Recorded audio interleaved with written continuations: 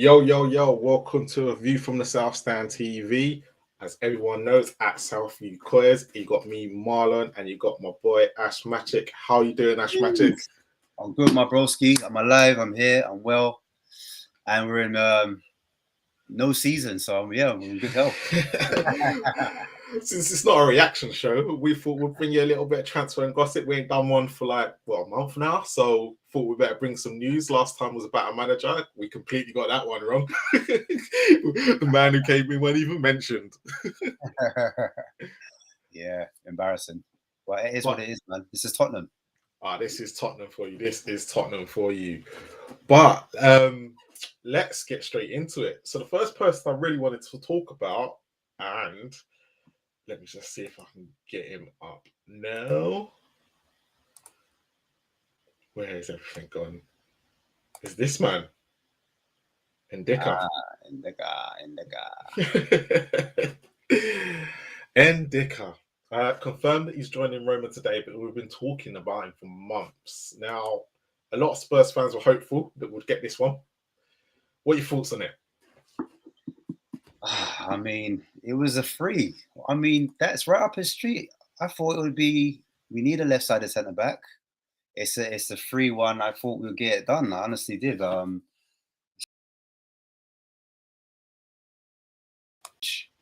Mourinho got in there before us. Fair play to Mourinho, man. He did his due diligence. He done his work. They got out early. They beat us to it. That's what can I say. We needed that centre back, and he was one of quality. He's one that won the Europa Cup with Frankfurt. Someone that's got a bit of pace about them, physical, strong, a defender that likes to defend. And we didn't do it. We didn't go for him. I don't know why. Well, we didn't go for him. Do you think we did go for him, but because of how we ended the season, due to our manager and things like that Ndicka wasn't going to pick Spurs over Roma right now? Oh, that's 100% facts. I think that's what more likely to be that, because why would you want to come to us over a Europa team? Do you know what I mean? That team's got in more competitions. I think, you know what? Not even Europe. Jose Mourinho. Am I all right? He's good for Jose. And that was the big question, isn't it? Like, let's be honest. Is Ndicka going to choose Tottenham right now in the situation we're in over anybody else? So where do we go from here with defenders? What do we do? Ndicka was a free transfer. It was a typical Paratici signing. But Paratici's obviously not working for us anymore. So where do we go from here? Defense is a big key thing right now. And at the moment, we're not being linked with anybody or anybody that's remotely going to come to, like, I've seen people talk about Laporte, but why is Laporte going to come to Spurs? I don't think. I mean, if Laporte came, I would be so surprised. That would be like signing of the season, like by far. Honestly, I would have never seen that coming if Laporte comes. I like that we're linked with him. Yeah. So it makes sense because the style of football we want, and he's not playing a lot of football. But wouldn't he want to go back to Spain, I'd imagine? Or if he's not going back to Spain, why not go link up with your old boss on Arteta and just dominate possession that way? I don't know. Like, personally, I don't see us getting anywhere near Laporte, if I'm being totally honest. I can't see why he would come. I couldn't see the motivation why. I know why we want him to come as fans. Oh, of course, yeah. Yeah, and I know what we need. The club need top centre backs, experienced ones as well. Do you think then? This is going to be a question for you. Do you think then Laporte would have come last year to Spurs, considering what we had compared to what we've got now? Top 4, top manager. Then you just add the other things of like icing on cakes. Do you know what I mean? Yeah. So Conte and top 4, like, you're gonna think, right, we're going here to push on. We really want you. This is the first actual push we're gonna do. Like, Conte's a winner, and I need winners in my team. That could have been the spiel to get him down into the lane. But I think without that, it looks like a project build, and it's just whether or not a player would buy into a project rather than a win now kind of push tilt. Yeah. So for you, So there's no Laporte. What options are out there for Spurs right now? I mean, earlier in the window, we were linked to Mark Gay. Is that how you say his name? Or Gouet? Yeah. Yeah. Mark Gouet, yeah? Yeah. Ghanaian. So, yeah, basically, he's an English international, 23 years old. For me, he kind of fits the mold of what we need. I would personally go for him. I know we were linked to, and we still are, linked to Max Kilman. Kilman's a great option, but he was on the back end of was it a 6-0? They got slapped 6-0. I can't remember by who it was. Someone just gave them the 6, and Leicester beat them by 4 as well. Yeah, the Wolves have been on some back of some, like, they seem to survive, and they've been on the back of some terrible results. And do we really trust buying another defender from Wolves after Matt Doherty? Yeah. It's one of those. But at the same time, prior to that, like, they had defensive managers and they weren't leaking too many goals. But yeah, it's like what you just said, man. With Doherty coming from there, it wasn't much of a success. But like, yeah, I think Kilman's a punt. I wouldn't put my nose up to Kilman, put it that way. If you come outside the Premiership, you go to the relegation sides. Yeah, everyone's talking about the 20-year-old Southampton youth, Bella Kocha. So I had a look at him. He seems pretty decent as well. He's got a bit about him, and I wouldn't say no. He's not afraid of a tackle, and anyone at the moment is looking like better than like a Longley and better than a Dyer. Anyone coming in is going to look better. Well, this is the option. This is the problem we've got right now, isn't it? That we need a replacement for those two. So where do we go from here? I see that you've done a short video on this. Shall I play it? Yeah. I'll talk through it. Can you still hear me?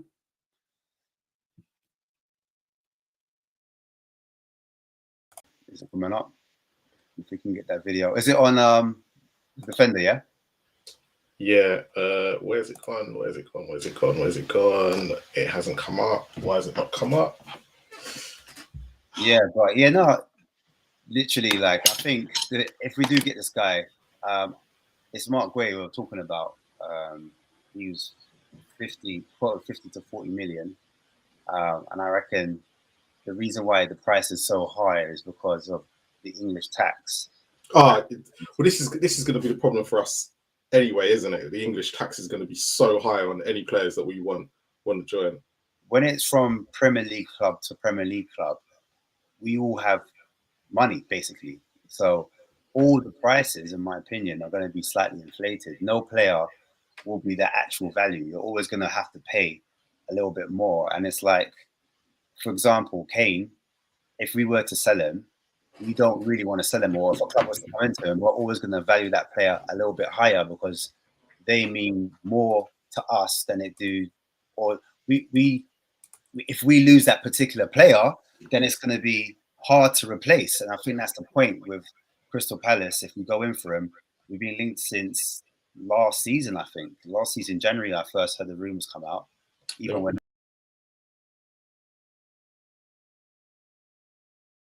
here he's showing his through balls, his long balls. So that's an attribute that we need, someone passing from deep.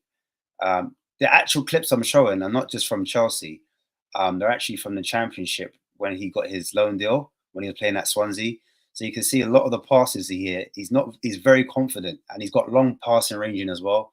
So it's not just the short passing, he's got the long ranging, over the top, lofted balls. And I think that's something that could work in a 4-3-3 system, someone that can play out from the back. You've got Romero obviously playing out from the back. And if you've got another option, someone that can get into that half space, spray the ball, add to our attack, push a little bit far forward, that could be another source of assists and potential attacks for our team. You can see him there switching out the play. He's very confident on the ball, very confident. But another thing here, recovery. That's what we need. And as a defender, you need someone that has pace. If we lose the ball, if Romero pushes high up, we need someone with legs. And he has it in abundance, as shown here.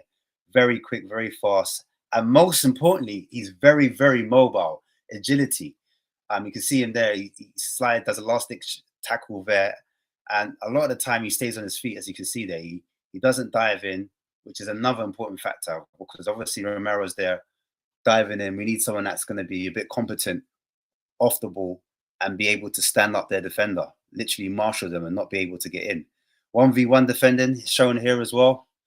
That's what we need. We need a defender that's very strong 1v1s. And like, no doubt, this player's got it. So it's definitely a player I will look at in terms of what we need. Here I'm showing his completed passes.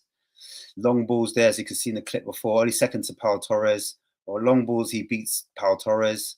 There in attempts of take-ons, he's second to Pau Torres. Actual distance, he's second and he's third to Laporte. Second in tackles 1 to face, so he's a good defender. Tackling interceptions, he's second. Mark Guay's recovery is number 1, so he's the quickest out of all of them.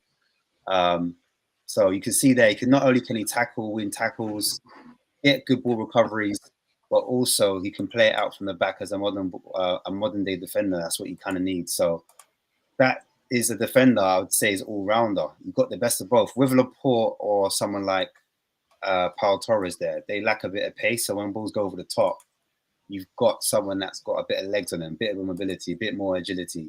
I didn't mention his aerial presence as well. His aerial presence is very good. He's good at winning the ball back in the air. So if those balls are if they decide to go long and they can't beat a high press, Mark Guay will be able to win headers as well if the balls are coming over the top.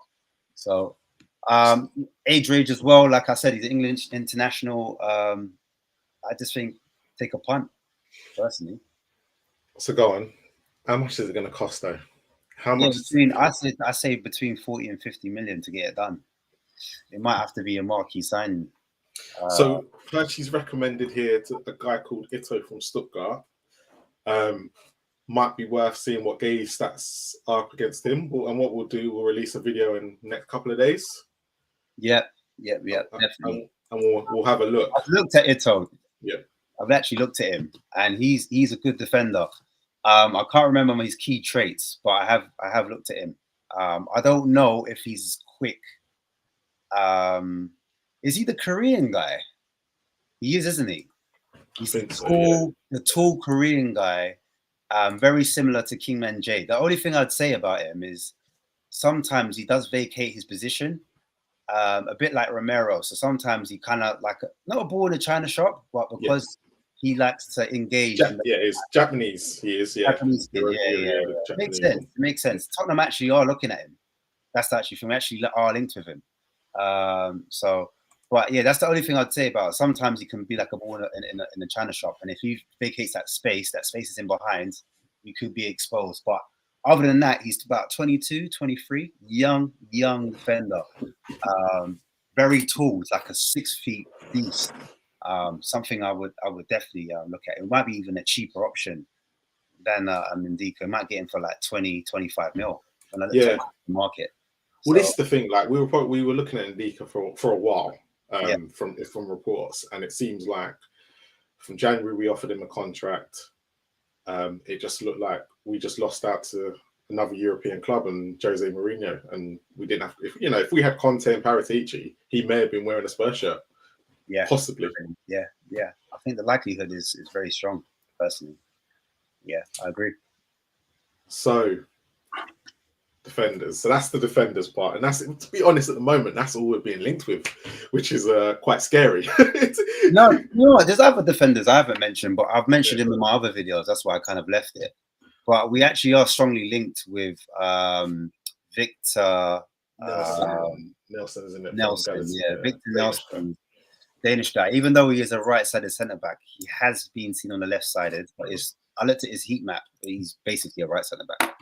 So I don't know whether that's to have depth. That means we're going to get rid of Sanchez and maybe a Tanganga. So we're bringing in cover for Romero, and maybe certain games, like maybe competition's good for Romero to keep him on his toes. So but the question is, will Romero want to stay at the present moment? Because that's the other thing. It depends if he buys into the project. I think attacking football suits him much more better, because in Postecoglou's system, he lacks one of his defenders to join the attack, to kind of venture forward. And I saw that under Conte. He was doing that quite a bit. So maybe he might be sold on that.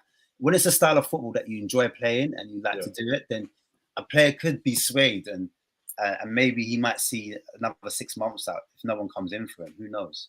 Well, this is the issue, because someone's also got to come in for him as well. So you know, you never ever know. But as Højbjerg has put here, I'd want to make a top centre back signing statement like Romero when I want Laporte. Dreaming is free, so he's obviously thinking the same as us, Laporte. But him joining us is less chances of me dating the Jenners. So yeah. I think we're all in the same boat when it comes to defender choices at the moment. It will all, like, I think every Spurs fan would die to get, like, if we could, all us YouTubers should be convincing Laporte to come to Spurs, come do it for a season and see how it is. But you just never ever know. This is the thing in football. And Barcelona are interested as well. We're not going to be into Barcelona. No, you're not. No, we're really not. As much as we think we're, just no. No, just no. So the next man I want to talk about is this man, Jadon Sancho. We have been linked with Sancho over the last couple of days. Come out of nowhere, if we're being completely honest. But yeah, what's your thoughts? It happens, man. I think Ten Hag has decided that he doesn't want to have him a part of his future plans. So the opportunity is there for us. So I think Sancho is a funny one because he hasn't really done well at Manchester United. You can run a videotape. I'll talk through it. But yeah, it hasn't done it at Man United. And I just think the reason being is because he came the same time as Ronaldo for Ole Gunnar Solskjaer. Ole Gunnar Solskjaer was under turmoil. It didn't quite work out. And I think when he left, Ragnick took over, and then it was a bit of a mess, if I'm being honest. As soon as Ten Hag came in, Ten Hag had his own ideas. I think he wanted Anthony in. Obviously, Rashford was going to play on the left. Up top, I know they got that Burnley striker in at one point. Workhorse. So his time was limited because Garnacho was even getting ahead of him. Garnacho was coming on, scoring goals from last season. So it was always going to be. Was that a case of Garnacho was producing a lot more than what Sancho's numbers were producing when he was on the pitch? Like, a lot of Man United fans had given up on Sancho. I personally think it's because Sancho was played out on the right. I think on the right hand side he's a different animal to when he's on the left hand side. I think on the right hand side he assists a lot more. He comes inside, and it depends who's alongside him. If he's got Wan-Bissaka behind him, different player, because Wan-Bissaka doesn't do those overlapping runs the same way as maybe Luke Shaw would do on the left-hand side. And even when he was at Borussia Dortmund, was it Hakimi? He had a defender that he had a real good relationship with, who liked to overlap, and sometimes you'd see the best. That's the reason why you saw such a high assist rate and such a high goal rate at Dortmund compared to United's power as well. I know he had Haaland next to him as well, which kind of helped. But you definitely saw, like, when he played against us, for talking purposes, he was such a better player than he was at United. But is he been called like Harry Maguire, gone to a big club like Man United, expectations completely different, and a lot of people have just given up on them? 1,000%. I think the pressure, he's young, he's 23, but I think when he came, he was like 22, 21. Yeah. I think the pressure of a young man coming to a big club, it happened to Zaha. As soon as you come to that club and you just don't hit the ground running, basically you lose your place straight away. And I think even when he had his injury and he came back, his head was still frazzled. And I think Ten Hag said to him, go away, spend some time on yourself and work on it. And he literally did that. He literally spent some time by himself, trained by himself, isolated. And he didn't get another look in until about February, I think it was, or March. Yeah, it was not February, March. Of last season. And I think when he came back and you saw the upturn on his form, because he managed to get, in that last period, 6 goals and 1 assist. So that's more than Kulusevski did the whole time he was being there at Spurs. He's played a lot more games than Kulusevski right there. So I'm going to play this. Yeah. What will Sancho bring to us? So I've got him in a Dortmund shirt and a United shirt here. And basically, you see, there's 23 years old. And I was talking about, there's the metrics for the left side, the right side. You can see the heat map. He's 100% a left winger. He's a left wing and a right winger, but he predominantly scores his left wing. There's a metric from Athletic showing Hakimi how much he was much better.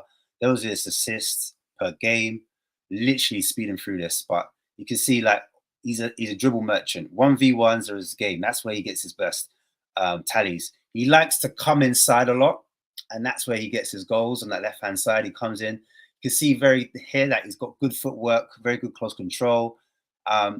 Left foot, right foot, comes inside again. Good strike of the ball, finesse shot there. Just puts it through his laces on the right there. Comes inside, always comes in that half space, always comes to the edge of the box, and he's deadly in that position. As you see on the right-hand side, he's assisting a lot more. A nice little dink into the box. I think they finished that one off. Here he's linking up well. Does a little 1-2 finishes. And here he starts a counter-attack. Really good. Good strength on the ball as well. Little cheeky skills, got a little bit about him as well. And yeah, just here, look, simple square ball into Ronaldo at the time. And I'm comparing him with a few of the players that we've been linked with and some of the players that we have. So I was showing again what he's like in attacking third, his tackles, winning the ball high up, how much minutes he's had compared to the others, progressive carries, progressive passes, etc., etc. And some of the metrics went through quickly right there, but a lot of them, he beats a lot of the players that had a lot more minutes than him in terms of beating players, dribbles, 1v1s, carrying the ball and attacking thirds. The player I compared him with was a guy from Villarreal that we were linked with, the Nigerian. I can't pronounce his name. I think it's Chukwueze. Oh, from Villarreal, yeah. Villarreal, yeah. So I compared him, and obviously they were equal in stats. The only stats that he managed to beat him on was the assist. So he had 2 more assists than him. But in terms of like shooting, Sancho's way ahead of him. Shots on target, shots taken as well. For the amount of time he's been there, he dominates him in that position. And like I said, I think because Rashford and Garnacho was played on that left-hand side, he was naturally had to be pushed on that right-hand side and was second choice to Anthony. And so he had to work really hard to work his way in that squad. But just another quick point before you come in, Marlon. Yep. Some people, a lot of United fans think he can do the false 9 or the attacking mid-role because he's so good technically on the ball. And he's good running off the ball. I remember under England setup, really good at really technical, really good close control, really good at beating players. So coming into the middle, into the half space channels, in the edge of the box, he's very dangerous. And United might have not utilized him well because at one point, United, when Ten Hag first came, he was like, he wanted to do attacking high press football. And then he realized, hang on, I've lost 3 games on the trot. I'm going to have to bring them back. And they weren't always super attacking. They had to kind of bring their, and that might have affected Sancho coming from the Bundesliga, playing from a high press, high attacking Borussia Dortmund into a Man United that are doing a mid block. Do you know what I'm trying to say? Yeah. So coming to an attacking team in Postecoglou, who knows? It might be, he might fit in that system, but it all depends on Sonny because Sonny is definitely on that left hand side. So would Sonny be put up top, Kane playing a false 9, Sancho coming on the left, or would we full Sancho on the right because his numbers are still better than Kulusevski despite his limited game time? So, a couple of questions here. So, what's your overall reaction to Sancho potentially wearing our jersey? Would you love it or not? And would he be a pretty expensive option? Because Man United will probably want to recoup. Pretty expensive option. That's what I think personally. As much as a baller he is, as much as I love him, and by the way, I don't know. It depends. If we're to get Sancho Dortmund, 100% pay the P. 100%. If we're getting United Sancho, question marks. To me, it's a gamble. I think you can get better, but cheaper. I know he's young. He's 23, and they messed up Zaha. And look at how Zaha turned out. You know what I'm trying to say? At a club that he gets loved, and he gets all the chances. He's the main man. He's gonna do damage. Just the weirdest thing is we were linked with Sancho when he left Man City to go Dortmund. We pursued it and pursued. Apparently, he was so close to joining. We wanted him to join once we knew there was interest, but he chose Dortmund over us. And obviously, he's gone to Man United, and it's not worked out. Well, to be honest, the last couple of games of the season, he did play well. You know, he wasn't. You know, you could see glimpses of Sancho. But will he come to Spurs? Isn't one question because he's at one of the biggest clubs now. Or will he not have other suitors? Yeah, I mean that's always the question. I think like it's a player that comes in the market. Teams will come in for him, and you have a lot of. Bless me. Bless me. Sorry, you have a lot of suitors. You'll have a lot of suitors, especially in Europe. So the world is his. But if no one comes in for him, because it's a lot of money, I don't see a lot of teams coming in for him for that price tag, 50 million to 60 million. It's a big asking price. And this is a great question because you said about Son earlier. Would he be a backup to Son like Richarlison is to Kane? This is the thing. It all depends on the formation, how we play Son, what position Postecoglou sees Son playing. Because I think Son's an inside forward. I don't think he's an out-and-out winger. When I say an out-and-out winger, I'm comparing him to a Mahrez or a Jack Grealish in that position, if that makes sense. So if it's an inside forward is more of a Rashford. You know, Rashford comes inside and shoots a lot, whereas like I see it slightly different. You know what I mean? Sancho will go have 15. Boy. Right. Do you know what? Do you know what? And that's quite. Ian makes actually a very good point. Are these rumours actually coming out from Spurs, or are they coming out from Man United to test the waters to see if Maguire and Sancho would be an option in exchange for Harry Kane? No, like that. Ian's made a great point there. Even though he's put, and that's what he's put. Hey, you know what? That's a shout. Still, it is a shout. Is it Man United out putting out the feeders, not Spurs, and we're all jumping on it? Like all of us are streaming right now, talking about transfer, and we are talking about. We've spoken about Maguire last week. We've spoken about Sancho this week, and a lot of the, after Maguire comes out and said he's not leaving Man, well, something about he doesn't want to leave Man United. All of a sudden, Sancho appears out of nowhere. Yeah. So is this Man United trying to put out the feeders to see actually who Spurs would be interested in, so they can potentially start talking about Harry Kane? Yeah, because there's two journalistic reports on Sancho. One say it's true, one say it isn't. So we're gonna get this all day. So you've got you're bang on it. You're bang on the money. So it could be from United trying to feel out a potential maneuver. So I definitely agree with Ian, man. I think he's onto something, man. Who do we believe? This is the thing. One question came in from Matthew Hayden earlier, and I just wanted to get your opinion. And I think this is going to be down the Ndicka route as well. He says, can someone explain to me why Spurs are not in the race to sign Declan Rice? Because teams that are above us, they're in a stronger position, i.e. they're in Champions League or they're pushing for titles right now, as opposed to we're in 8th, not in any position in Europe. We've just got a new manager or at the start of a project, whereas these teams might have a manager that's in place and they're not far off from challenging, or they're in a better position to offer more wages, because you've got to remember the wages that we offer. I don't know what Declan's on, but Spurs' wage structure is slightly different to the rest of the league.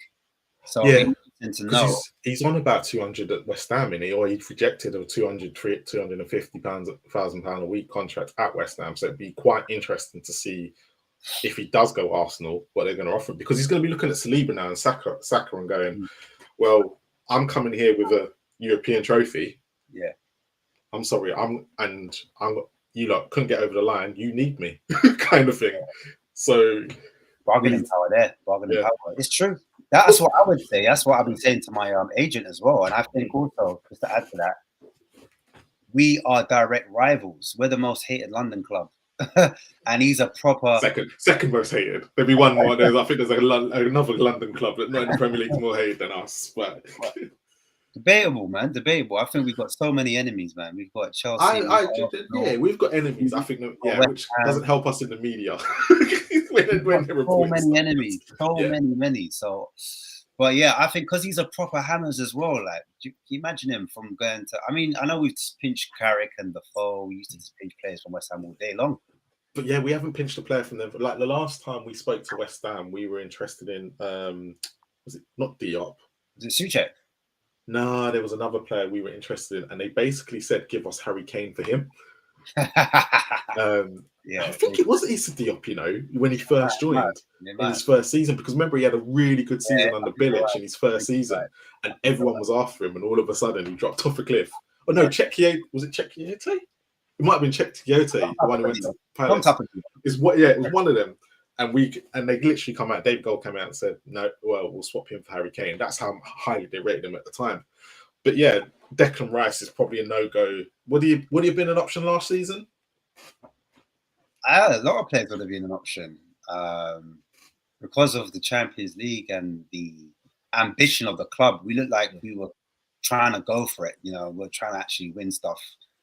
The manager came out and he was like, "I'm a winner." Do you know what I mean? He just came out with that kind of, he was come out with his chest high. I don't think he was happy to settle for a top 4 even. So, if you're going to leave West Ham, and remember, West Ham at one point, they were in Europa, and they were pushing for top 4 at one point. Remember, when he first came over, the Scotsman, this is the thing right now. Spurs are in a situation where you're trying to buy a person from a club who just won a European trophy that us Spurs fans didn't want to be in, that just won a European trophy with a club that haven't won nothing for, was it 40 odd years or 50 odd years, their first trophy, right? So he's seeing Harry Kane right now, who has not won a trophy.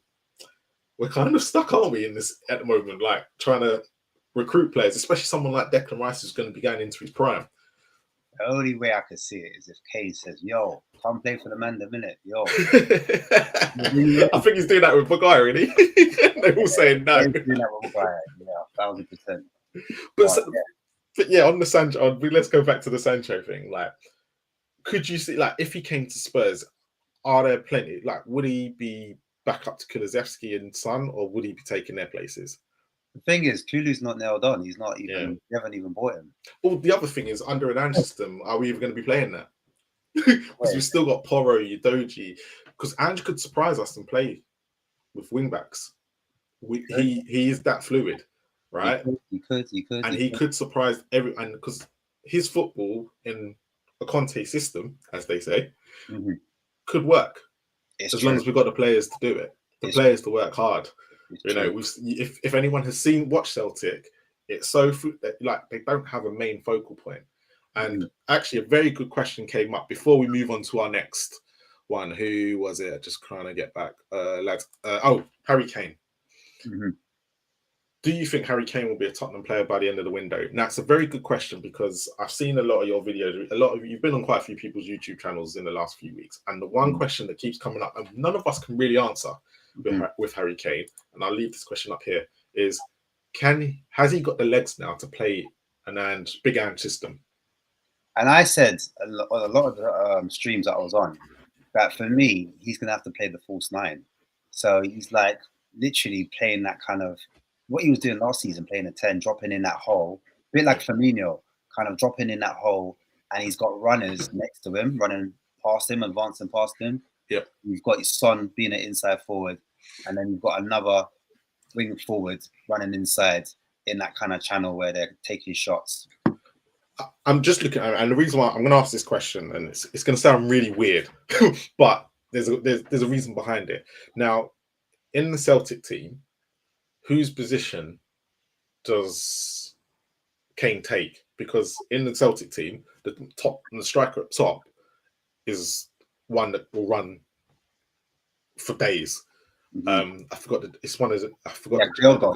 That's the guy, Kyogo. So he'll run for days. Kane ain't going to do that, but obviously Kane's a better football player, so he's obviously going to be taking what's the guy in midfield name? I keep forgetting the guy. Scott O'Reilly. Yeah, Scott O'Reilly's place, because that's the job he did. Yeah. So does that mean we're going to have to play with an extra forward? Does that mean Richarlison comes in? I think so. That's do that job, because Richarlison will run to create opportunities for the wingers.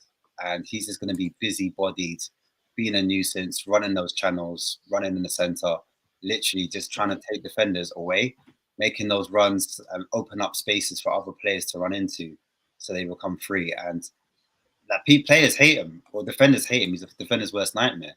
The only thing that needs to be coached out of him is him falling over like every 2 seconds when he doesn't need to. I understand he's trying to win a foul for the team higher up, and he's trying to push up. That's his way. He kind of fights his way into the box. But I personally think, Rich does what Nick's saying, build a neck, Richarlison to do the legwork, Kane to sit back, and you've got two wingers, competent wingers either side, and we're going to be higher up the pitch. So that's my opinion. That's my theory on it. That is my theory on it. So yeah, everyone's saying it. Kane's, it's natural as well because Kane has naturally been saving his legs. I think under Poch, he was getting a lot of injuries because he was doing the pressing, and then I think under Mourinho, he kind of changed his role. Jose did that for him, and I think he's seen reaping the benefits right now. I think him not pressing so much, he's been able to, big up Bobby King, man. Respect, bro. Big up, man.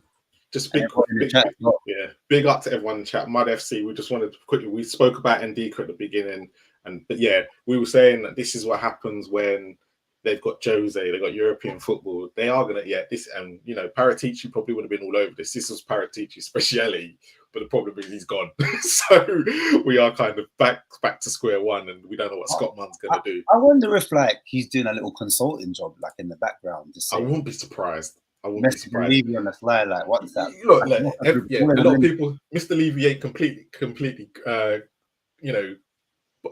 he's not completely. He does probably do some backhanded stuff. He's a businessman at the end of the day, so you wouldn't be surprised if he's working a consultancy role there. But yeah, look, a lot of people said they'll think Richie will get 15 to 20 goals next season if he's injury free, and I think that's gonna. I think actually. I'm going to ask the question at the end, but we'll go through it now before we speak about the next target. But for Richarlison, everyone's talking about which player is going to probably improve the most or have the biggest comeback under a big gang system. But no one spoke about Richie yet. Thinking about it, the way Viganj likes to play and watching Australia and, after doing the research, you're looking at Richarlison going, he could be the man that kicks off his Spurs career. This could be the man for him, a bit like Marco Silva was for him at Watford. And then when did he take him to Everton? No, he did, didn't he? He took him to Everton as well. Yeah, he did. Yeah. I just think it's better for Rich if he we've seen how he plays up top. He's a number 9, isn't he? So if he's just doing the dog work, that's basically his strength. But you're playing actually to play his strengths. That's all you're doing. You're playing to Son's strength. You're playing to Richarlison's strength. And you're playing to Kane's strength. All you need is a right winger if we don't buy Kulu. Do you know what I mean? And technically, some people could argue that Porro could possibly play right wing. I personally would prefer him as the right back still. Yeah. You can bomb on, but I'd like a winger. I like my wingers to be wingers, if that makes sense. And I'm not doubting Porro's shooting ability because his shooting ability is amazing. And he's not bad 1v1, but I just think when you're a winger, I'm trying to say it's a different level. It's a different level to a wing back. But I wouldn't mind him bombing on from behind, going wide, and then the winger that we have up top comes inside. It opens up more space, like I was talking with Sancho. Yeah. You've got a player running outside you. That creates shooting lanes for you. It opens up spaces and holes. So, that's my opinion on it. Agreed. Liam's got a question here. I suppose what we can do again, look, recommendations to players you want us to do videos about. Liam, we'll do one. Ashmatic, there's another one for you. You got to try and get out. We'll try and get one out as well.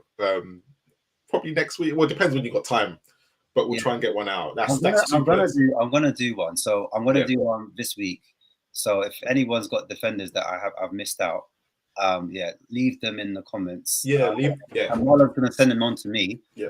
And then I'll do analysis on them because there's a defender that I'm actually looking at that's going under the radar. I really want to talk about. So so first of all, before we carry on, please like and subscribe and comment on our shows. If there's any recommendations you want to give to Ash, you're saying actually we want to see more of this, more analysis, please send us a comment on the videos and stuff like that, and we will do it. That's what we're here for. We're here. You people want it, we'll supply it. kind of scenario. So big up Ash is here. He's done a couple videos already. If you haven't seen them, please go in the video section. There are a few videos he's done last week and the week before. So get on it. But getting back. So should we get on to the next man? The main target, as they say. James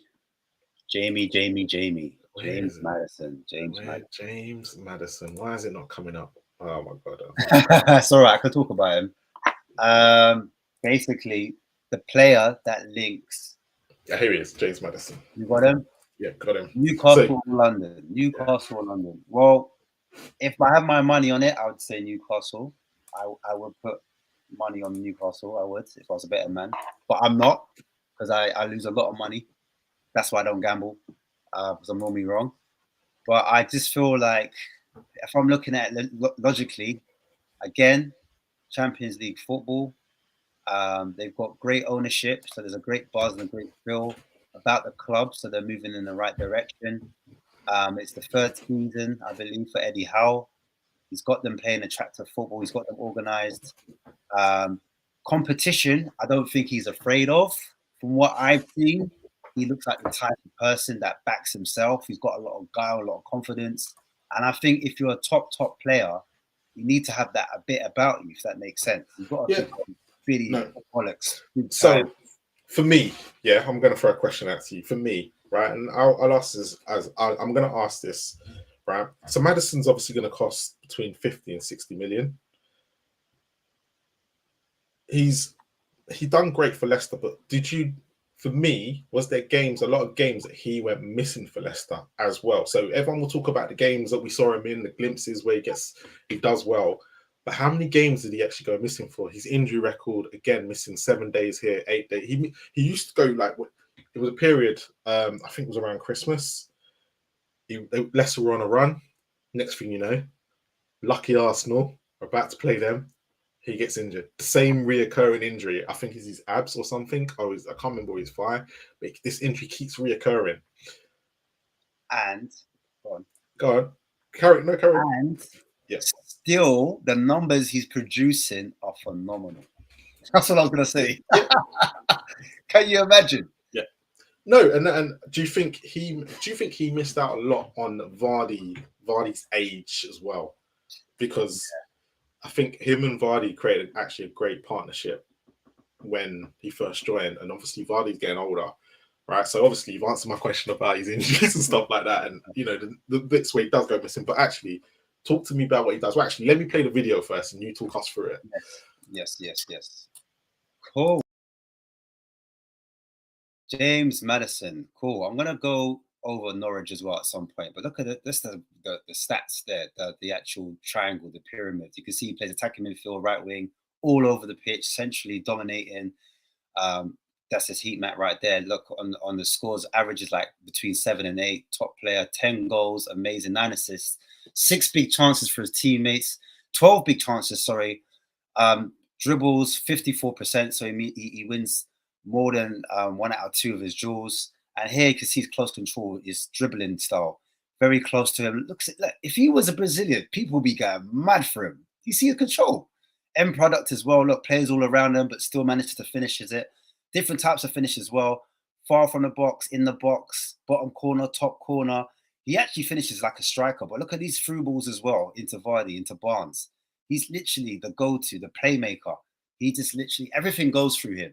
Outside of the boot, look at that ball outside of the boot into one of their forward players, and they end up scoring a goal. Look, again, he's just got the eye of the tiger. He's got the pass. That's what you need for a playmaker. Quick thinking as well. Quickly takes the free kick over the top, and they end up scoring from it. Crossing, as you can see, he's on set pieces. Amazing. Cuts in, drags it back onto his left foot. Any foot you want, left foot, right foot, it doesn't matter. He's actually right-footed, but as you can see there, he can finish on either foot. Left-footed, a lot of left-footed footed finishes. Top corners, top bins, and look at the composure as well in front of goal. Able to calm it down and finish. Look at the composure here as well. Able to dink, put it onto his right bottom corner, and then call set pieces. Actually went to Premier League here because it's the third highest assist in midfielders. Joint 5th goals, shots, 4th highest in shots for a midfielder. And I've managed to go back here to his first season, 7 goals, 7 assists, 14 goal contributions. Norwich, 14 goals and 22 goal contributions. His last season, 19 goal contributions. Season before that, 20 goal contributions. Coventry City, we've been monitoring since then. He had a stint in Aberdeen where he's gone across into country. He was about 21 at that time as well. But you can see his best returns for assists last season. So he's only going to get better. He's only 26, but as he gets to 27, 28, he hasn't even hit his peak yet. And this is his percentile, 95 percentile, 85 percentile in terms of shooting, shots on distance, shots on target, penalty kicks, penalty attempts, XG, 82 percentile. And this is in not just in Europe, but in the world. So he's an elite player. Look at the passing distance, the progressive passes, 85 percentile. Again, short passes, medium passes, long passes, assists, 90 percentile. Passes into the final third, 92 percentile. Dead balls, live balls, through balls, switches, crosses, all green. Corner kicks, green. In-swinging crosses, like goes on. Shot creation actions, dribbling. He's in the 71st percentile, 75 percentile in terms of challenges. Take-ons attempted. I'm running out of breath just talking about it. It's crazy. And the thing is, I compared him against players like Jack Grealish, Phil Foden, James Ward-Prowse, all the top attacking midfielders, not even central midfielders, because I've seen him play a centre mid role. So he's not always playing the attacking mid or the right wing role. I've seen him play the centre mid and control games from centre mid, playing deep in those positions. So he's literally the bridge between, almost like what Eriksen was doing. You know, when Eriksen started off high, and then as he got older, he started to come in a little bit deeper and take the ball off the centre backs and play from deep. So I can't sing his praises enough, to be fair, if I'm being honest. I'm not going to talk any more about him, but I honestly think he can fit into most top 6 teams. I think he'll do amazing at Newcastle. And that's the reason why I've never, ever done a video on him. I've always done Maddison alternatives because I didn't think we'll get that one over the line. The argument is, and we've heard it many a time, we haven't officially made a move through him. And that's the reason why Newcastle are front runners. But I still think he goes to them. I don't think his wife's going to dictate. You know, people say his wife might want London shopping, and you know, we might offer more. I don't know. Can we offer more wages in Newcastle? Well, this is going to be my next question to you. And there's a couple questions in the chat that we'll go through afterwards. So anyone who's put a question in, we will answer it in a second. But Newcastle, okay, so apparently they've only got 80 million to spend because of FFP, right?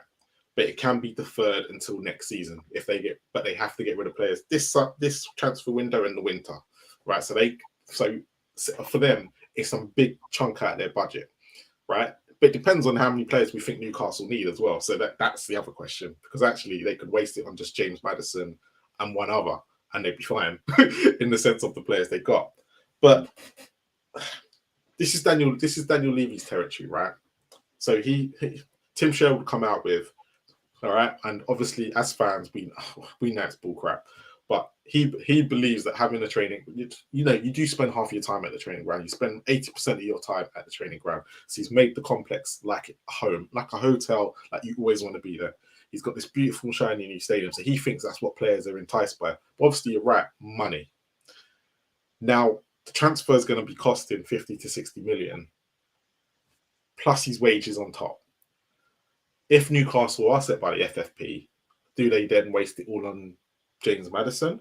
Or do Newcastle do what Newcastle did best for the last couple of seasons since the owners come in and sprinkle it in different places and make it a team instead of an individual? Or do you think they need that individual now because they've taken that next step to play with Isak and Wilson and us as well? I think they're looking for that next step personally. They have looked at other alternatives. And the alternatives they've looked at are very good. Box-to-box midfielders, players that have energy, but also have end products, athletic, a bit like stars, but a bit more experience. So they are looking at options just in case that one doesn't go over the line. And options aren't shoddy. I think that might improve them just as much as Maddison. They could do either route because they've got the foundation, in my opinion, to become a good team. So they just need someone that kind of get them over the line. And I think if they sprinkled it, it gives them squad depth, squad rotation, because they're going to be a lot more cups this season. And that's where most teams fall apart because the amount of games they played will be different to last season. I think with Maddison, he's that kind of X factor. And the fact that they went in for him for January, they actually went in for him hard. that shows the indication that they're going to go all out. But we've been looking, as I said before in that video, we've been looking at Maddison from Coventry City. But then this then raises another question, and actually this answers a very good question for is it Alexandra? Why is he still at Leicester, right? And actually, J1 Hilton, he put something here, right? And yes, I get what he's trying to say, right? But you say we've been looking at him since Coventry. Why the hell have we not signed him then? Because it depends on who's at the helm, who's in charge, who wants him. I think the scouting network has been in place, but apparently he was offered. He was offered to Conte. Apparently, I don't know how true this is, and Conte didn't want him because, for whatever reason, he doesn't believe in a creative mid. So my next question, I've actually got another question for you on that, and I do. We say he doesn't believe he had Ericsson, he was a creative mid, but he didn't want Ericsson. Apparently, that's the point. So. But looking at looking at the videos that he was playing, a lot of those positions that he was in and was very effective are Kane's positions. Is this would you say this might be another reason why he doesn't get picked for England? Yeah, possibly. But I've seen Maddison run in from deep into the box. So if someone's in his position, he can be box to box and arrive in the box. I've seen many finishes that he's done that. He's arrived late, even against us when he scored against us. He ran in from deep and scored when we were playing away against them. Do you know what I mean? And even at home. So I've seen it many occasions where he's running from deep and he scored against us because no one's picked him up.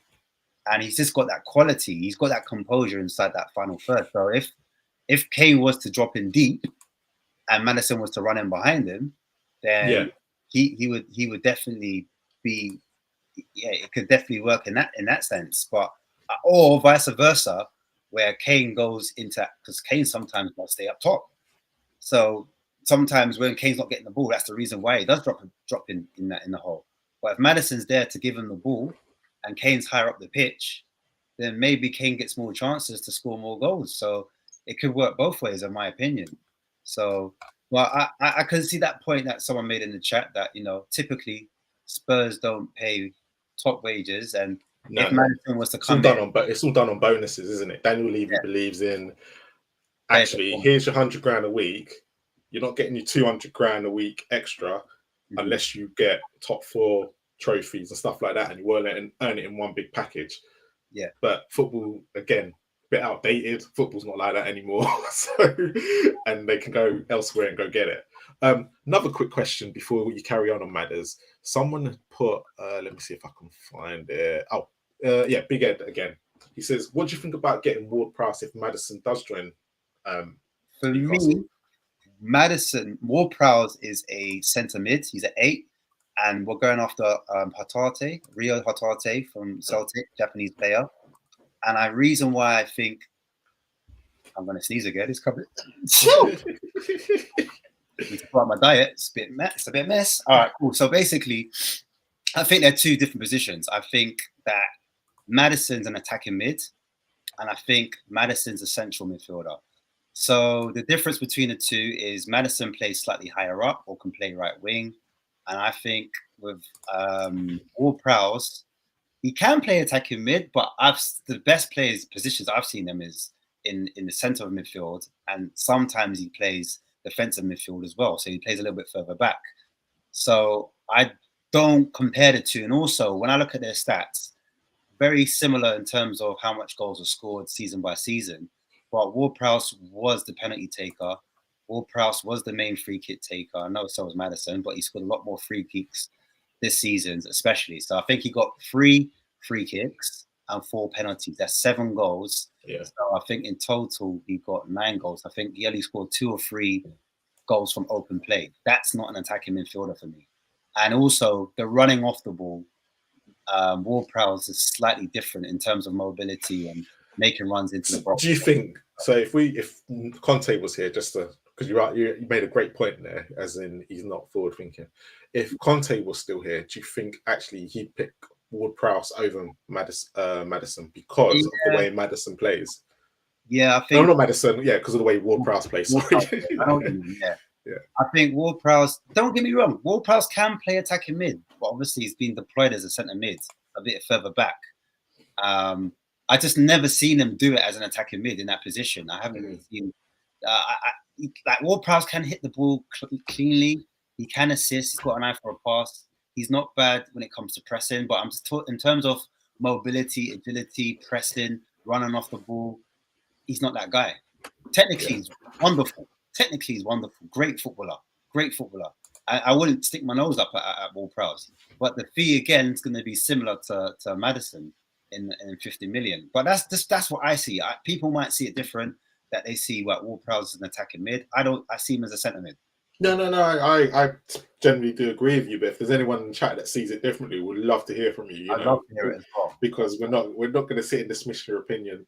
Exactly. But all opinions are valid. But yeah, Jay, I'm like you. I probably believe that's the same as well. That's what we'll end up with. But you know what, with Hatarte, I was going to do a video today on him, but I ran out of time. So I was so busy, like literally before I came on.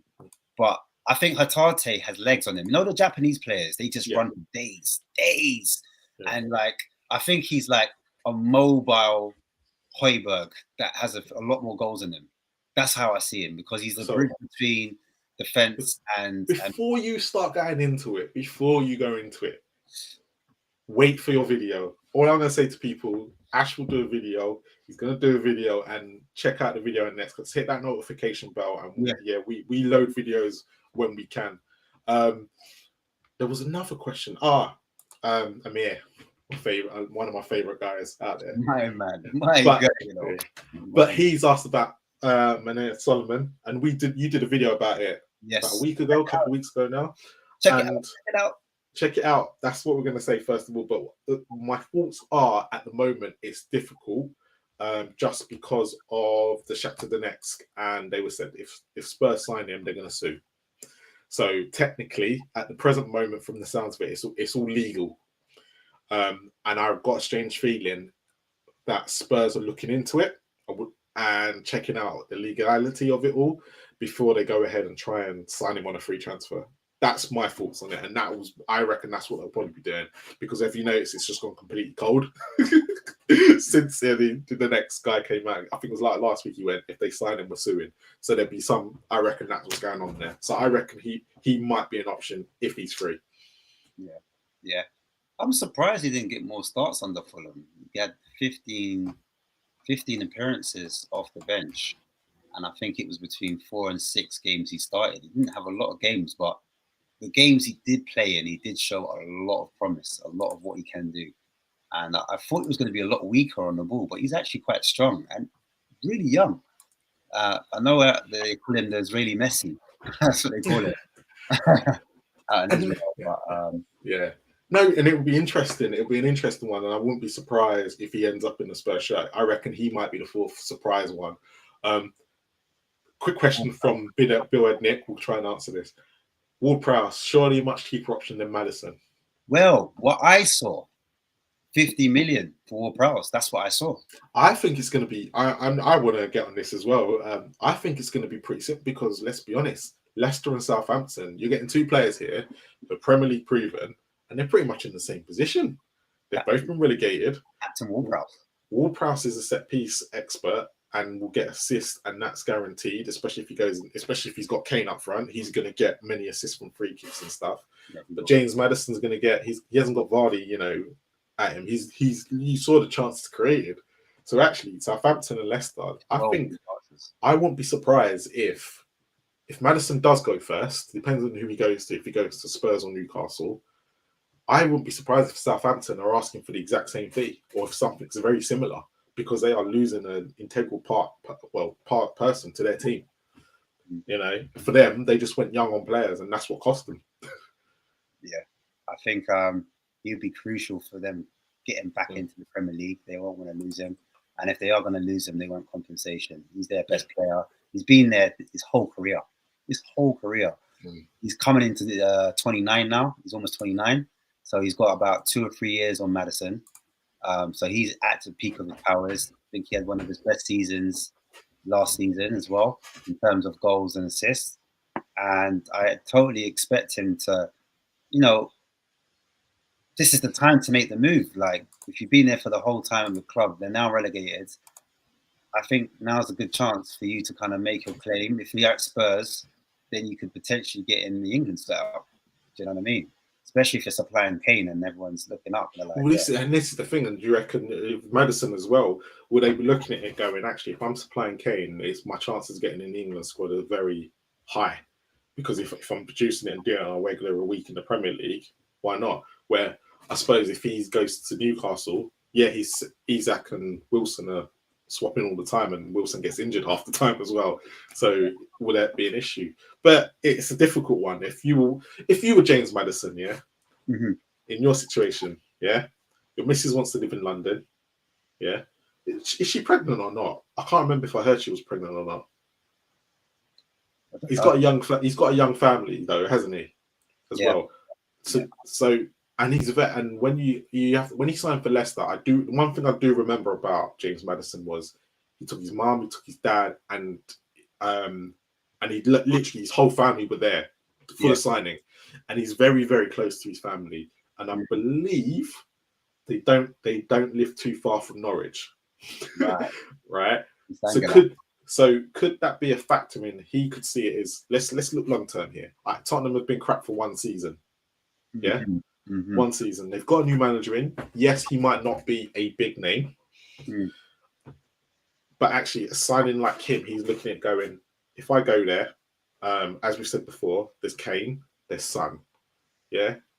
The defense is probably the worst part of our team right now, because going forward, we scored so many goals last year, and I think everyone forgets that. We did. So could he look at those factors? Like, I know we're all looking at going, oh, he's going to pick Newcastle over us, but could this be a case? There could be other factors that could fall into our favour. Possibly. It all depends if he's sold on the project. And like you said, if he believes in the attacking manager, the style, someone new, different change. He's played at the facilities before, because when he got the England call up, they went down there. So he's had a chance to have a look around to see what the levels are. And Newcastle, compared to us, facility wise, it's nowhere near us. So and again, like you said, in terms of the distance for his family, his girlfriend, these are all small factors that might not be big to us fans. And we might look past it, but for him, the family man. It's another reason why I said I personally think Kane won't move this season, because I think because his wife's pregnant and she's going to be due during the season. That's moving the family up and down. I know he was going to do it going to Manchester, but there was different factors then when he was going to move to Manchester. So there could be a complete different thing for James Maddison as well. But we don't know. Some people, it is important to some people. Some people, it's not. Some people get sick travelling up north. Us Londoners, our Southerners especially, we go up north and we start, oh, it's a bit cold up here. We don't like it. Because them the Northerners are tough people. I give you that. The climate, you need to be tough. There was one question quickly before we move on to David Raya. Yes, about Ward-Prowse being a better option. What's it going? Yes. So Laporte, we did a little bit earlier when we were talking about Ndicka. Go check it out. We did a little bit on why we forget. Watch about the first 5 minutes, so you'll see that Højbjerg if you want to check that out. Did someone have a question? Where was it? Yeah, if I was Maddison, I would have joined Newcastle big money building, but it depends on it all depends on whether he thinks Newcastle are going to maintain it long. Well, I think they will, but whether Newcastle are going to maintain it long term, will they have a big upheaval? How long is Eddie Howe going to be there? Is another question, because that's always that he's going to, as soon as he starts having a run of results next year and he's losing, questions are going to be answered. It's all about perception at the moment, and for me, the perception of Newcastle, they seem like a lot happier. Like they're the first time got into Champions League, so it's a bit of a buzz around. And Newcastle are a small club; they're a massive club. They got movies about them. I don't know if you remember that film Goal. Of course we do. Of course, man. Yeah, but they set Newcastle as the small club that he's joined first before goal 2 and 3. Maybe that might be the option for it to go. If you're young enough and don't know about goal, go watch it. It's an old movie. I think Alan Shearer was in it. That's how long it is. Yeah, Shearer was in it. Yeah. He gives them some advice. Yeah. So let's move on. Let's move on to the last player. So David Raya, goalkeeper, agrees terms. Fee 40 million. I've seen a lot of Spurs fans go, if you want him, go pay it. We need a goalkeeper. It's not something we should be scrabbling on about. Rumours in the last couple hours before we start streaming, Man United are still interested. But they're in the same situation as us. They don't want to be paying 40 million either. Mm-hmm. So where do we go from here? Do we pay it? Actually, first of all, let's talk about David Raya. Raya? I think it's Raya now. And then we'll go into it. Let me get the video up again. Oh, can you hear me? Yep, David Raya. Look at the stats. Look at that. Oh, it's crazy. Look at the chart. Sweeper keeper, as you can see there on the heat map. Again, look, he's in the green. He's in the green for everything. Cross is stopped, cross his face. But here we're demonstrating his lofted balls out to the wing backs into my guy Tony up top. His distribution is crazy. Pinpoint to the foot, as you can see there, into the chest, into the channels. It's funny. I'm showing a lot of these type of balls where he's going over the top, he's going long. That's a good way to beat the press. If teams are pressing you from high, it's an easy way to beat that press going long or hitting those wing backs high and wide. Very accurate. You can see him being a super keeper. But I think under Ange, he's going to do more of this type of passing, more short-range passing. That's what Ange likes. He likes building out from the back, doing short-range passings. But he's got it all in his locker. Look, he's a modern-day keeper, and you need to be able to do those lofted balls, do those balls over the top, do those chip balls, and he's got it in abundance. Pinpoint, accuracy is there. He doesn't miss. Passing out from the back. That pass reminds me of that Nana as well. Nana was really good at coming out of his box, passing high, giving balls into the forward line, or just beating the press. And I for one, think he's a must in terms of us playing with an extra player at the back, playing with 11 players. That's the way modern day footballers play at the moment. So yeah, like hundreds of clips. Look, playing it short again, playing it in, doing those diagonal balls, starting those attacks. You see Rico Henry on the way. That could be Porro. Do you know what I mean? Or it could be Udogie. Here I'm showing some of his saves. He's 77% in terms of shot stopping, the best in the league. Those stats are going to come up again. I'm going to show. But that was a shot stop from against Chelsea. Again, Sterling trying to beat him at the near post, not beaten. So really, really good goalkeeper. I didn't show any clips about his corners, but yeah, really good at collecting from corners and set pieces. So stopping crosses from coming in the box. He reads a lot of the play. And I heard Frank Thomas say he's so valuable to us. He can even play as a number 10. Don't think he meant that. But yeah, basically he's that good with his feet that he's like, he can play like a midfielder, basically. He can play out from the back. And that's something we need in a Postecoglou system. And that's how these top 4 sides are playing now. They're playing, I think we might have a better keeper than Newcastle going into the season, possibly. In terms of him playing out from the back. I got a question for you then. Right. So he was playing obviously in a positive Brentford side. You showed a lot with his feet. Right. Parry's out a lot for shot stopping. Parry's out a lot. Our defense are not clued up. Would that cause a bit more of a problem? Potentially, yes. But like I said, he's number 1 in shots and shot stoppings. Number one when it comes to saves. Brentford. And the other thing, so I think there's a couple of things that worry me, and especially when we played Brentford and I think it was Harry Kane's header. I know it was a great header, but he seems to and when he played Newcastle, he seems to let in. So cross comes into the box. So I don't think he commands his box for crosses very well. That's one of my things with him. And when the ball suddenly changes direction, I don't think he moves quickly enough to adjust his body to then move. And I think it happened quite a lot of when when the cross comes in for the header and then he's got to try and move.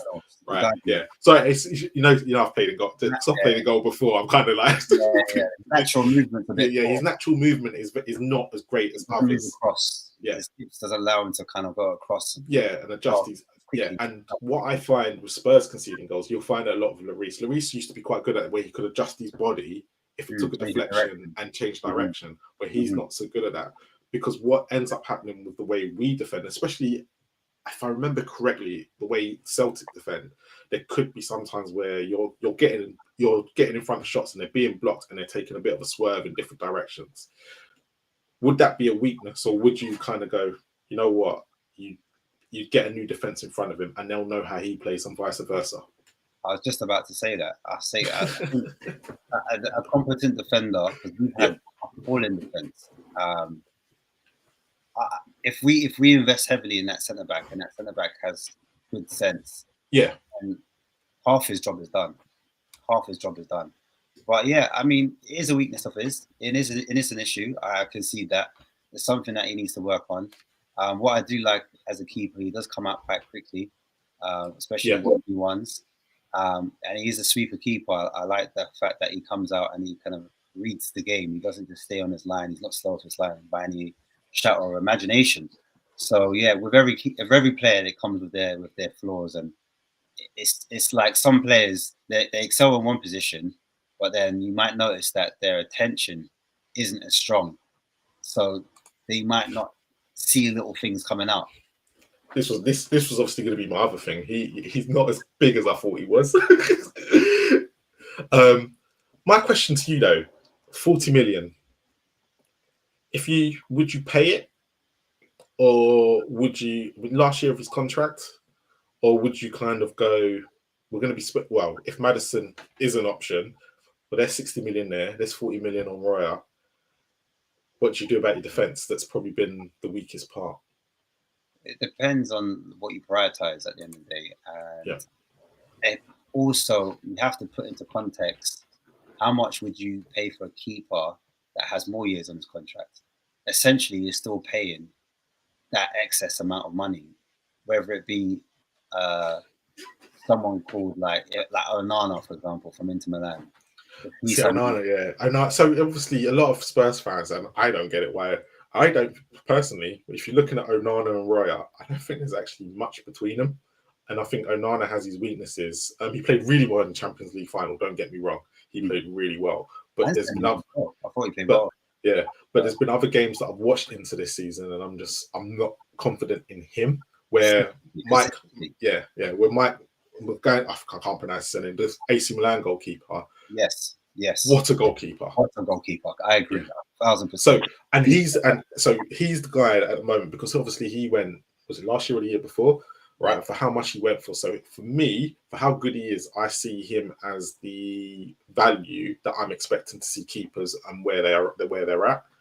And he went for what was it, 40 or 50 million at the time? With inflation, I'm adding an extra 10, 20 million.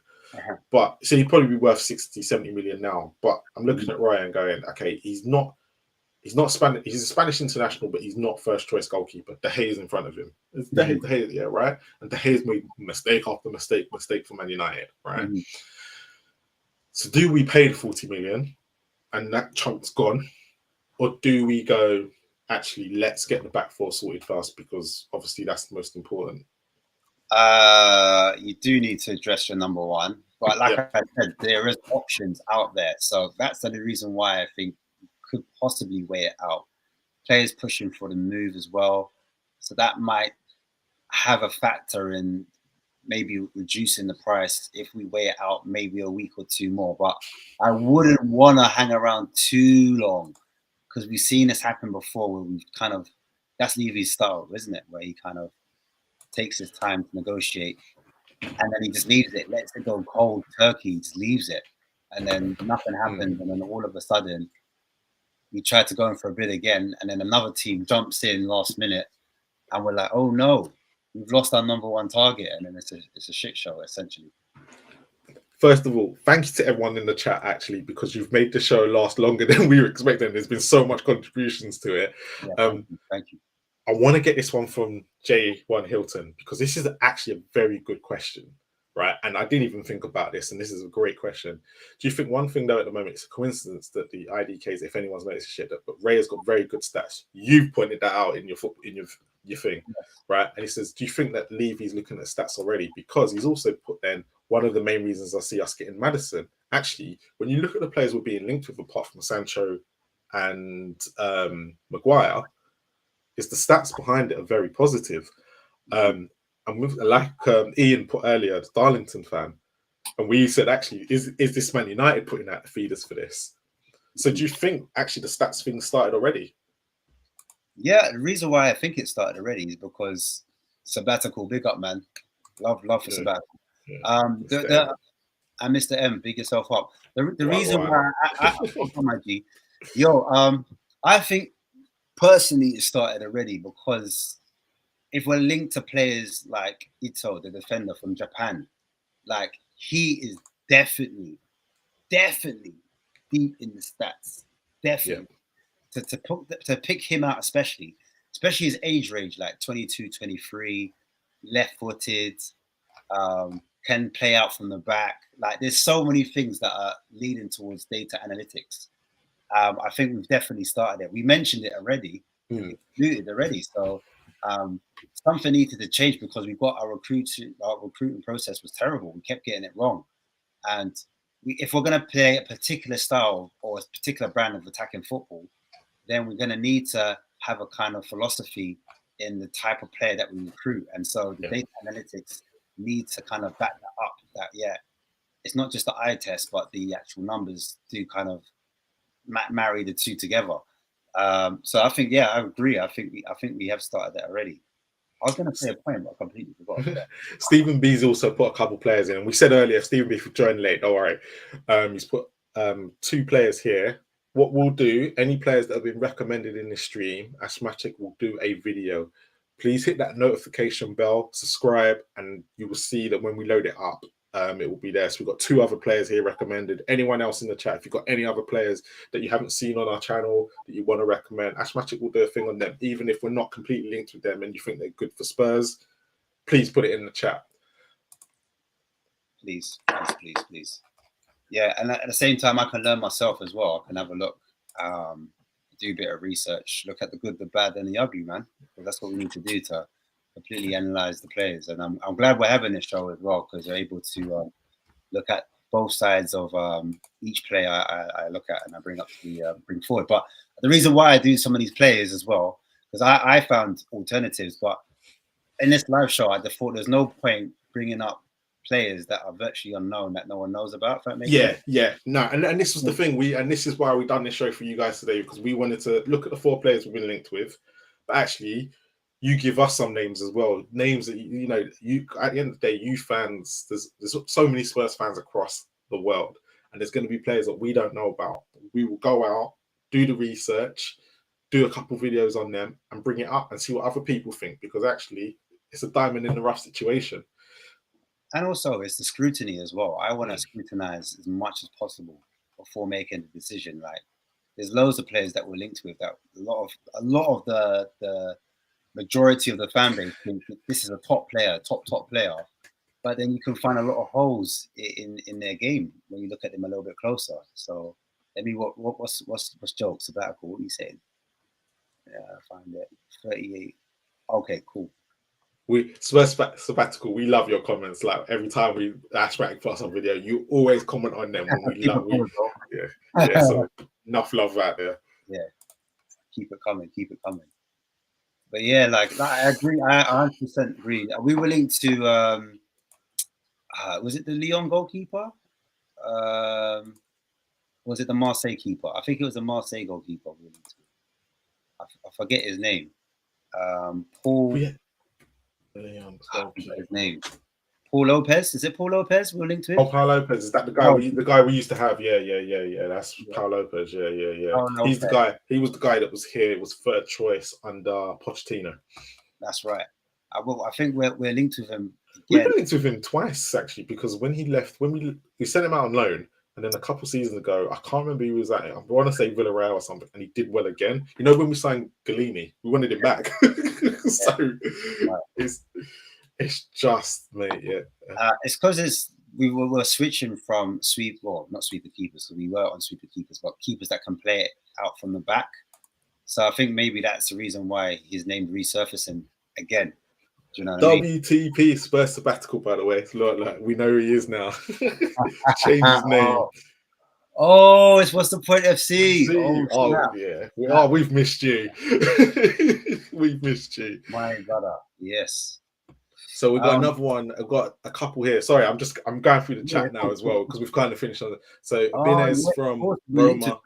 Yeah. So we'll have to do one on him. I think definitely. I'm gonna call Spurs sabbatical WTP as well. And Højbjerg's put Eze from Palace. Obviously, we were linked with him before he went Palace. I can't believe we let him get away. I can't believe a lot of Premier League clubs let him go away. I can't believe it. I can't believe that Chris Ramsey. I need to watch Stel. Big up Stel as well for Tottenham away. He's done a video on I think some of our youth academy prospect projects, some of our coaches. Sorry, but basically, Chris Ramsey was one of our boys. He was a part of our academy. Then he went over to QPR, and then QPR was meant to be our feeder club. My boy is a QPR season ticket holder, and he kept banging on about Eze. Look at Eze. Look at Eze. I looked at Eze, and I was like, "Hold up!" And the people around him at the time, they were like, "You won't get a chance at Spurs. You're better off going to Palace." I don't mind. Palace is up the road for me, innit? I'm from South, so you know what? Eze, do your thing. Get me, my guy. Do your thing. And he's been doing it.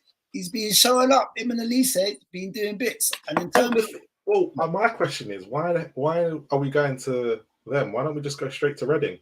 Because these boys are coming. And these boys are like, I think we said this before. These are not the only ones that have come from Reading. There's been quite a few that have come off Reading, and you don't realise they were at Reading as a youth career. Hey, you kind of go, just miss out the middle, man. I've got half my family's from Reading, so them man have been telling me about these guys. They get me like tickets. I remember when they were like in Premiership, I would go down to Reading Stadium. I forgot the name of it, and I would go and watch Tottenham versus Reading anytime, and then check my family at the same time. But they were telling me that they're proper in the know when it comes to Reading. Like Lise could be getting these guys, man, and obviously he's been linked to PSG, but PSG are now in for Lee Kang-in. So I don't know if we put the bid in, but there's players to be got. There's guys that can be gotten, but it's whether we decide to make the move for them. Yeah, J1, I just want to answer that question. We did answer about Laporte at the beginning of the stream, what our thoughts are on it. If you want to, if you rewind back it after this, it'd be, if you want to have a look at that. We got Paul Lopez. What are we still? We were linked with him last year. Actually, he was the Bastoni. Was it Bastoni replacement, or was he the? No, it was Jose, isn't it as well? I think he was Paul Lopez from Villarreal. Do you think any chance of getting him now? There's a keeper that I think we were linked with. Oh, Pau Torres, you mean? Pau Torres. Pau Torres, yeah. Yeah, Pau Torres, I did the comparison stat. So from the beginning of the video, I did the Mark Guay, and I compared Mark Guay to Pau Torres. And basically, Pau Torres would beat him in terms of bringing the ball out from the back. It wasn't like a massive clear out. It was like Pau Torres was first, then it was Mark Guay.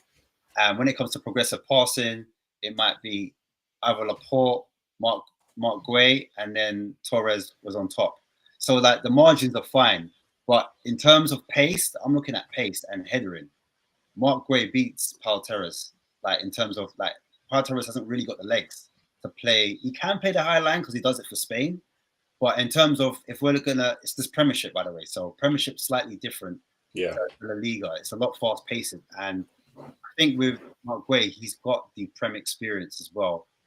He's played at different levels, played for international, and I just think the ceiling's a little bit higher because he's a bit younger. Yeah, and he's got the size, he's got the athletic, he's got the mobility, as I showed before. But Paul Torres, he's a baller. Like in terms of like playing out from the back, what we need in terms of switch of play, crosses, long balls, chip balls, through balls, bringing the ball forward. Technically, he's the guy. He's the guy. Stephen B has put. So I'm going to answer the Diego Costa question. Both great goals. You want to answer Unai Simon, or do you want to do a video on it? So Diego Costa, good goalkeeper for Porto. Mm-hmm. Yes. Only issue, big issue. £70 million release clause. I think that's why Man United apparently, from the rumours, spoke to Porto. They went 70 million. Man United went, oh, okay, and went back to, and that's why they've gone back to David Raya. FFP. Yeah, he was. Simon. I'd be totally honest. I don't know much about. I've seen that he's a very good goalkeeper, but again, he's the way the Spanish clubs are looking at it. They're all looking at David De Gea as the because he was the big money transfer, and they kind of are overrating their goalkeeper. Like Kepa, look at Kepa. Yeah. Overinflating on prices, so we have to be very careful in how we do it. Because Kepa, to be fair, because there's another issue. There's another thing as well that might help us in our shoot for a goalkeeper. Mm-hmm. Chelsea have rumored today that they want to get rid of Mendy and Kepa, right? So they can bring in a goalkeeper. So I believe that Diego Costa is the option for them, right? But they have to get rid of the other two first, right? So the issue you've got here is actually we might need to wait. So whichever team we go to looking for a goalkeeper, we can kind of go to them and go, there's two replacements, decent replacements sitting at Chelsea. Because personally, I rate Mendy. I know he's got a lot of mistakes in him, but I rate him as a goalkeeper. There's his attributes to his game where he's one-on-one, he's quite good at. And he's got the arms. Where I think he falls down, where it's Premier League, he's not very good at gathering crosses, and I think he gets caught out a lot because he tries to anticipate it. And that's where I think Mendy falls down in the Premier League. But when you look at when he played for Chelsea in the Champions League, he was quality, absolutely quality, because he didn't come up against an English. I felt sorry for him that he lost out against. It was very weird because Lampard came back in. He was the one who dropped Kepa to begin with, got Mendy in, and then they play him. And you're like, well, that's confusing. But Mendy's a very good goalkeeper. You know, I don't see us doing any business with Chelsea on that level. But I think for us pursuing a goalkeeper now, we have got that option to go to teams and go to Chelsea and, you know, go and find their goalkeeper. Yeah. I stand by it. The options are there, and that's the reason why I'm not like such in a rush for like the whole Rayo thing where we go and spend the 40 million and panic. Do you know what I'm trying to say? Do you think that's what Brentford know as well, that we're in panic situations because we need a number one? Because at the end of the day, Lloris and Foster are still here. I know a lot of us want them replaced. Yeah. But they are still here. Yeah, they are still here. Yeah, it's true. It's true. But I think that's what it is. I think they think it's been well documented that, you know, that it come out in a French media report that, you know, he's happy to kind of leave the club and seek new challenges elsewhere. So that's the reason. That didn't really help. Biggest one for CB is Hakapi. He gets grabbed up by. The thing about Hakapi and Romero together, you probably would say this as well, I would assume, Marlon, is that not only is his age something that where people might look at as a bit of a question mark, but the fact that he's very similar to Romero in terms of his rashness. South American blood. Romero goes first and he follows second. He would definitely be influenced by Romero. And he just does it naturally. So can you imagine both of them just? It'll be crazy. But he picks up a lot of cards. One of them will be suspended, or both of them will be suspended at the same time. Then we'd have to go back to battery settings, and then put back one of our old two centre backs in, whoever they are. Do you know what I'm trying to say? So Ekapi, yes, but I think he'll go for a lot of money as well. I don't think he will come on a cheap because he's young. Yeah. Where's he from? Colombia? Or was it Ecuador? Ecuador, I believe, yeah. Ecuadorian, yeah, international. So, yeah. he can also play as a wing back. I think he's been playing wing back for them as well, for Bayer Leverkusen. And I think it's been Jonathan Tah has been playing left centre back or Tapsoba. They've been swapping around. So I think Hekapi's been deployed as a left wing back, because he naturally just gets up, bombs forward. But again, Ange wants his defenders to do that. He wants his defenders to kind of make late runs into the box and join the attack. So, at one end it does kind of suit, but it's just the price. Again, the price tag. How much are we willing to pay for a defender like that? You know what I'm saying? So yeah, true. Don't forget, Ashmatic, yes, he is Mr. Spurs at the moment. He's doing different channels, but he belongs here. So make sure you subscribe and get the content that Ashmatic does. That's why he keeps getting invited onto these other channels, because he does good stuff and there's good videos that he does out there. But yeah, just where we wrap it up, Romero equals Ben Thatcher MK2. wow. Make a great defense. But yeah. And that's it. It would make a prison team. yeah. Banter. Yeah. Ash, that's it for this week. This been is great. It. Yeah, been great. As we said, anyone who's made comments today of anyone that you've recommended, Ash will do a video about it. Give us a couple of weeks. There will be different videos coming out each day. Has our other host as well. He's got a stream next week, Thursday, where he's doing his monthly show, and we've got a couple good guests on there. And they'll probably talk about transfers as well, how the season for Big Ange is going to come up, and what they thought of the season just afterwards. But everyone who's been in the chat today, boy, thank you so much. Thank you. Yeah. Even if you haven't even liked the content and you haven't liked everything we've said, no, thank you, because actually you've made it worthwhile. Yeah. And the chat's been good today. Thank you so much, everyone. I guess, all right. And there's so many that I can't even mention them all. And anyone who has subscribed as well in the last hour and a half that we've done, thank you so much. It all helps. And we love putting out the content. Next show, just trying to think now when we can do one. Yeah, I mean, I'm happy to stick with the Tuesdays, but it all depends on our schedule. It depends on our schedule and Spurs, doesn't it? Who we're going to be linked with. So what we'll do, say not this Tuesday, the Tuesday after, right? Because I don't think we're going to be linked. I think we've got the football fixtures coming out on Thursday. Yeah, that's right. There'll be the transfer window is open next week as well. So. Yeah. That's right. And then we're going to be linked with more and more people. Big Ange doesn't really even start to the 1st of July. So, but obviously, hopefully they're doing bits and pieces. And Scott Munn as well. So we've got a lot. There'll probably be a lot that they're waiting for to do until then anyway. So what we'll do, probably a run up a week before the 1st of July, we'll do, here's some more of the thing. And who's going to fit the great Ange system as well. But anyone who has subscribed, thank you, Mr. M. Thank you very much. WTP now Spurs on sabbatical. Thank you, and thank you for watching us. Because if you're on sabbatical, you should be watching us. But we'll both leave. The last question of the night for both of us is: do we want Raya? Because he's the only one that's probably guaranteed right now, and I'm going to say yes. I think it's a lot for 40 million, but I'm going to be one of them and go, actually, if you want him and he's part of the process, do it now. I think he's at the right age. He's got experience. He's a modern day goalkeeper. He ticks a lot of the boxes for me. He's got his faults, but who hasn't? And like I said, I would wait it out for a week and get closer to the transfer window to opening. I want the transfer window to open so there's a bit of movement first.